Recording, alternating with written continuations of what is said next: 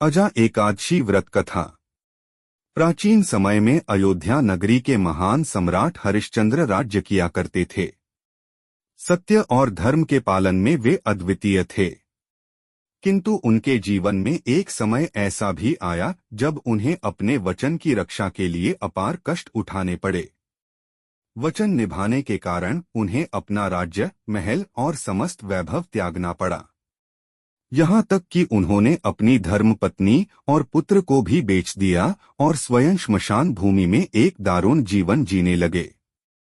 हरिश्चंद्र दिनरात श्मशान में रहकर चिता से कर वसूल करते थे। जीवन अत्यंत दुखमय हो गया था।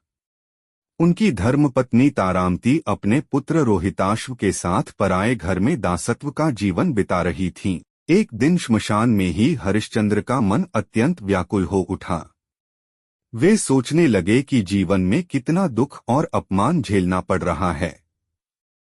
प्रभु की लीला को कोई समझ नहीं सकता। इसी समय महर्षि गौतम वहां आए।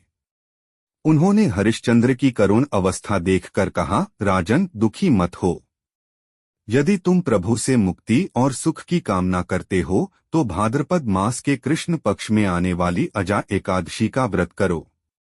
इस व्रत के प्रभाव से तुम्हारे समस्त पाप नष्ट हो जाएंगे और तुम्हें पुनः राजसुख प्राप्त होगा।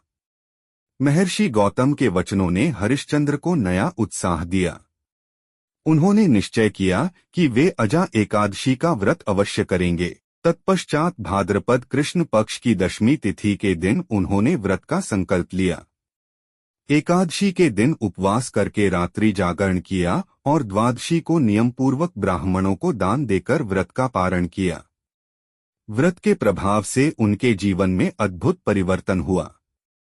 अचानक ही सारे कष्ट दूर हो गए। उनका बिका हुआ पुत्र पुनः उनके पास आ गया। पत्नी तारामती भी दासत्व से मुक्त होकर उनके साथ आ मिली। भगवान विष्णु की कृपा से उन्हें अपना खोया हुआ राज्य और वैभव वापस प्राप्त हुआ। हरिश्चंद्र पुनः अयोध्या के महाराज बने और धर्म, सत्य तथा न्याय के मार्ग पर राज्य करने लगे। अजा एकादशी के इस व्रत के प्रभाव से केवल हरिश्चंद्र ही नहीं, उनके समस्त कुल का उद्धार हुआ। अजा एकादशी व्रत का महत्व। भक्तजनों, अजा एकादशी का व्रत परम पावन माना गया है।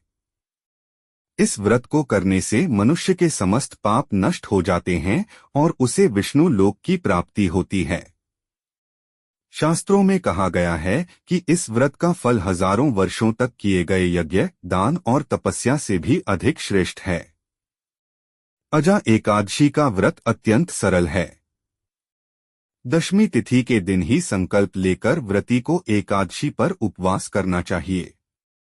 दिन भर भगवान विष्णु का स्मरण, भजन और पूजन करना चाहिए। रात्रि को जागरण कर हरि नाम का कीर्तन करना चाहिए।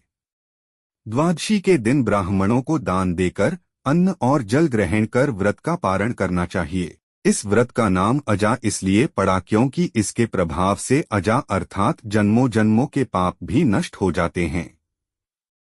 जो भक्त श्रद्धा और भक्ति से यह व्रत करते हैं उन्हें मृत्यु के उपरांत विष्णु लोक की प्राप्ति होती है।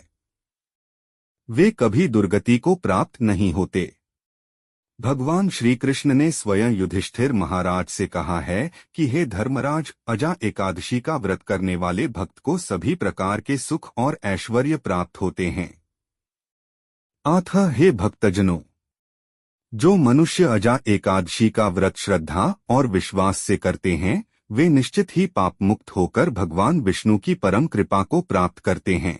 इस प्रकार अजा एकादशी का व्रत जीवन को पवित्र बनाता है, दुखों को दूर करता है और भक्त को मोक्ष के मार्ग पर अग्रसर करता है।